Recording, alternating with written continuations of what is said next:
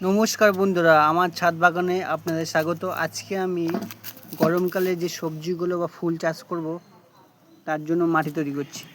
তার জন্য আমি কি নিয়েছি দেখো, গোবর 1 বছর বা 2 বছরের গোবর সার, আর নিয়েছি মাঠের ইঁদুর মাটি, আর আমার ঘরে তৈরি করা কেঁচো সার বা ভার্মি কম্পোস্ট রয়েছে, শিংকুচি গুঁড়ো, হাড় গুঁড়ো, পটাশ, জিওপি, সুফলা 20, আর ইউমিক অ্যাসিড, আর ডিমের খোসা গুঁড়ো। এগুলো সব আমি মিক্স করে নেব। ডিওপি, পটাশ, ফোলা, হাড় গুঁড়ো, শিংকুচি গুঁড়ো, ডিমের খোসা গুঁড়ো,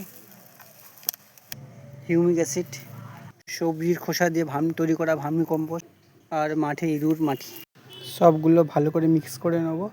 তারপর গরমে যে সবজি বা ফুল বা ফল এই মিক্স করা মাটিতে লাগাবলে খুব ভালো সবজি বা ফল বা ফুল হবে। এবং আগে যে গাছগুলো আছে খাবার প্রয়োজন, সেসব গাছের গোড়া খুশে এই মিক্সচার করা মাটিগুলো দিয়ে দিতে হবে। আমার এই ভিডিওটা যদি ভালো লাগে অবশ্যই লাইক কমেন্ট করে শেয়ার করে দেবে। তোমাদের একটা লাইক কমেন্ট বা শেয়ার আমাকে মোটিভেট করবে আরও ভিডিও বানাতে। Tata, bye bye.